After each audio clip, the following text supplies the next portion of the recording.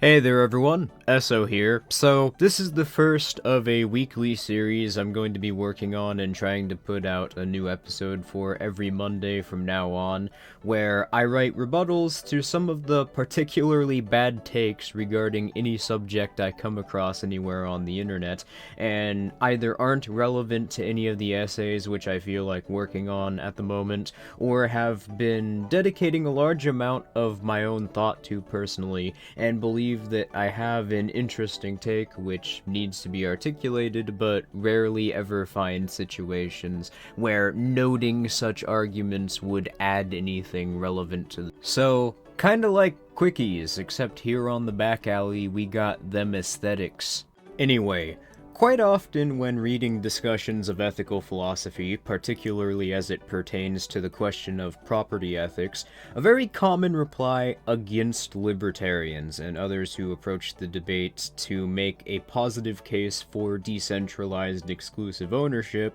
which is touted and clearly thought of as a gotcha in the minds of people who see themselves as critics of property as a right, is the example of food or water as commodities,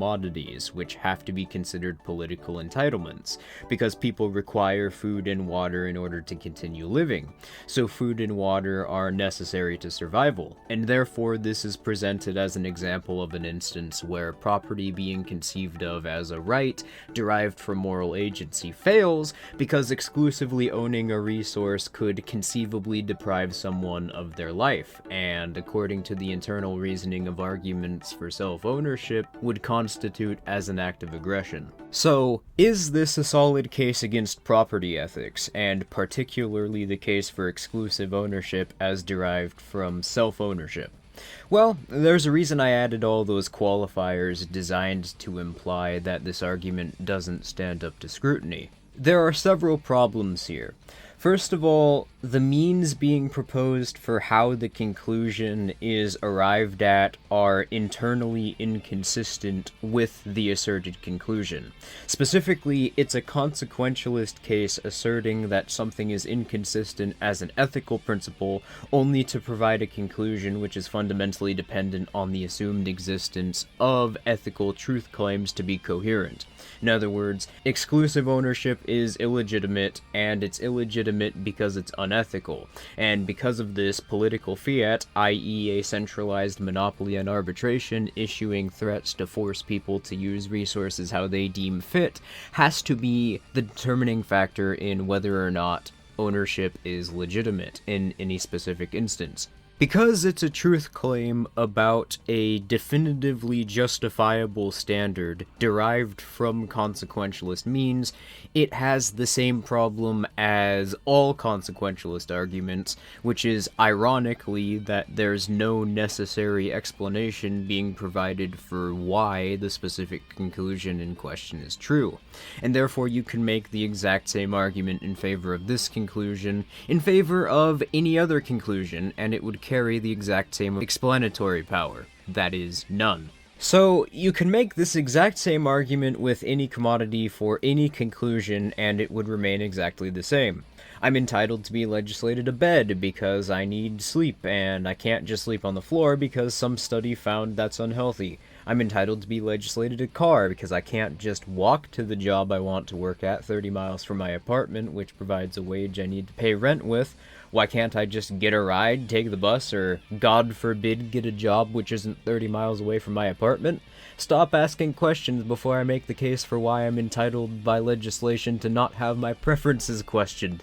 Which leads me to the main problem with this argument. It's a bait and switch, because the subject which the people propagating this argument want you to focus on is food, and to suggest that the position their argument stands in refutation of is making the case for why obtaining food shouldn't be a right which people are entitled to. What's being argued, though, is not that food is or isn't an entitlement. What's being argued is that the ownership of food in society should be monopolized by a single organization, and that said organization has the right to coerce people into labor or out of the products which they created with their own resources. So this isn't a case against exclusive ownership as proponents of this argument like to think. It's actually an apologist case for a political ruling class's exclusive right to use slavery to monopolize ownership of a certain arbitrary classification of resource,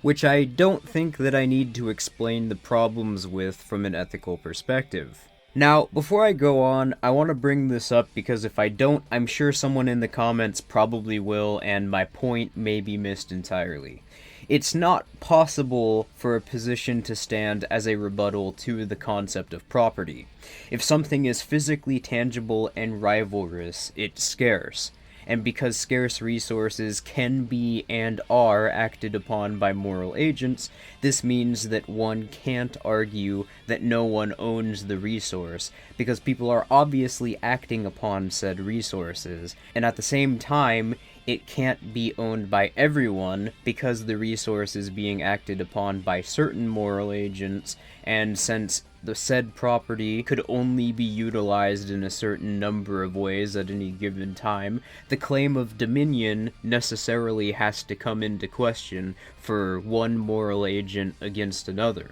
And that's not to say that there is only one way to argue for property, because there are many questions, and there's quite a bit of internal debate over the extent to which one could argue that they are ethically using a resource, and specifically at what point one would have a right in using force to prevent someone from acting upon a resource. Land, for example, is a pretty commonly debated one. Even within the internal reasoning behind arguments, though, for quote-unquote common ownership, the resources in the commons is a political classification, i.e. it's not actually unowned, it's just owned by the state or the council, whatever you want to call it, and said organization merely states in their policy that they won't use force against people for acting upon the resource that they own. And while this argument is flawed, it does actually raise an interesting problem with how many libertarians tend to frame their arguments for what an ethical right is, and that is with the positive versus negative rights dichotomy.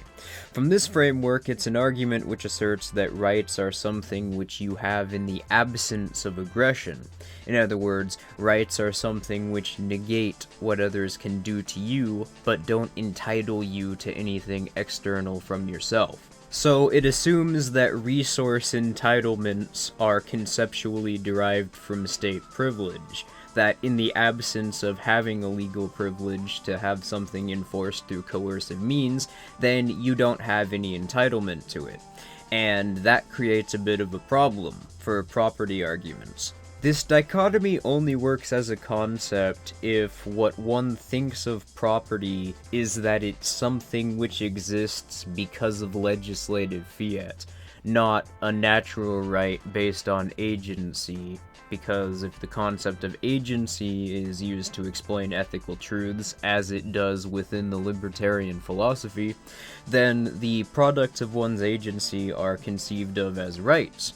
which would mean, for instance, if one were to create a contract with a doctor to be provided a medical service, then that person would have an entitlement to the service which was agreed upon, meaning that this person in question would in fact be entitled to a commodity. And given what was mentioned about property just a moment ago, property within the libertarian framework carries a greater amount of explanatory power. And if one establishes the positive versus negative rights dichotomy with a libertarian understanding of rights, then firstly that fails to the law of non-contradiction, because one would simultaneously be arguing that you cannot be entitled to obtain commodities, while arguing that people are entitled to the full product of their own agency, which can be and is used to obtain commodities.